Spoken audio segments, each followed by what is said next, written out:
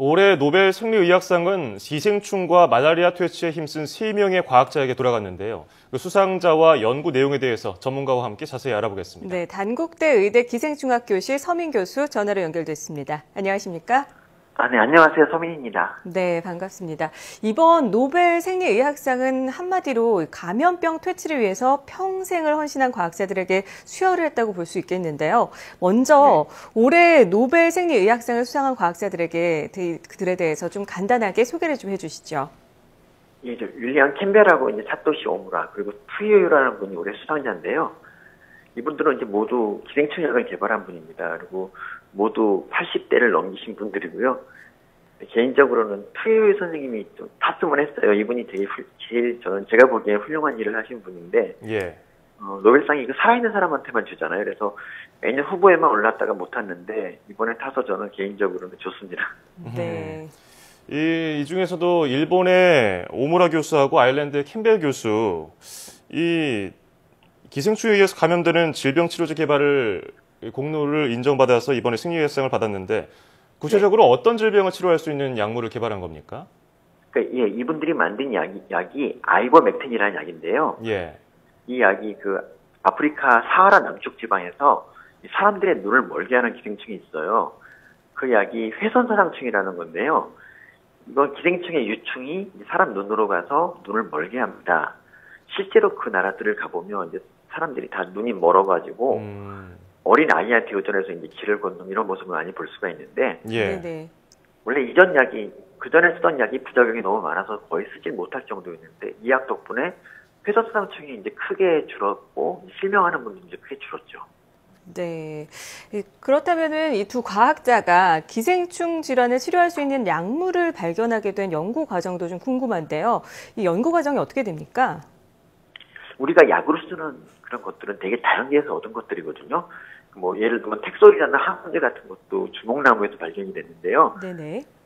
이분들은 그 스트레토마이시스라는 그 토양에 사는 박테리아에 이제 주목을 했습니다. 예. 일단 이 박테리아를 토양에서 뽑아냈고요. 그리고 이제 배양하는 데 성공을 합니다.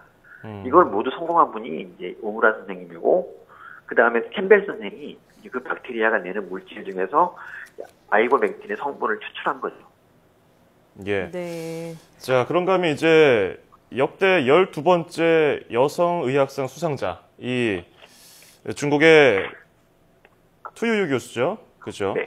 이번에 이 300여 차례 시도를 했는데 실패를 하다가 또 시도하다가 거듭하다가 이 드디어 말라리아 치료제를 개발했어요. 앞서 리포트에서도 말씀드렸었는데 이 교수가 개발한 말라리아 치료제는 또 어떤 성분으로 만들어졌고 이 치료 효과가 좀 어느 정도인가요?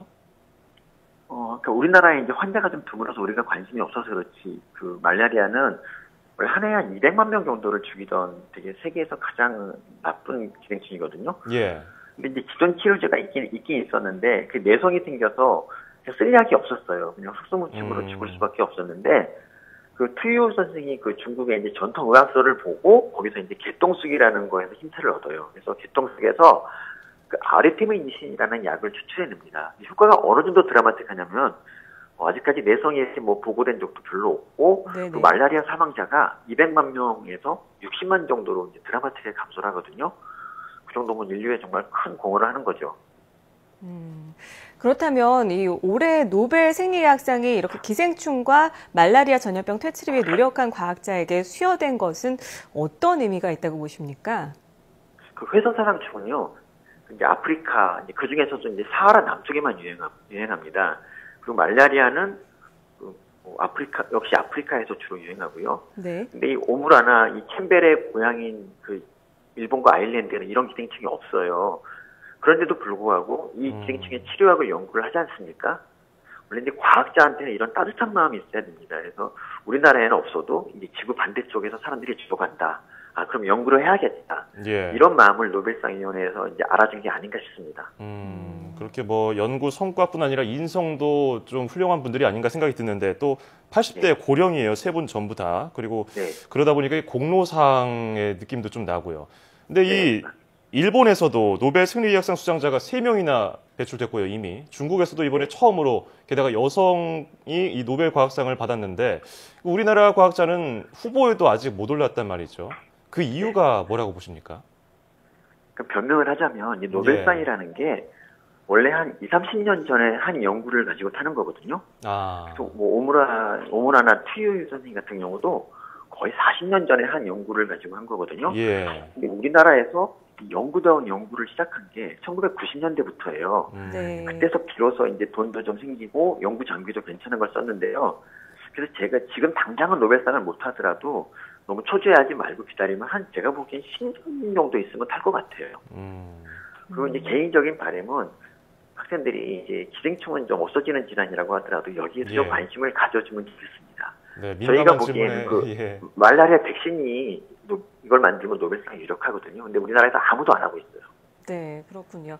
이 노벨 생리의학상 수상자들의 연구 분야인 이 기생충 연구 또한 기초의학 분야에 해당한다고 할 수가 있는데요.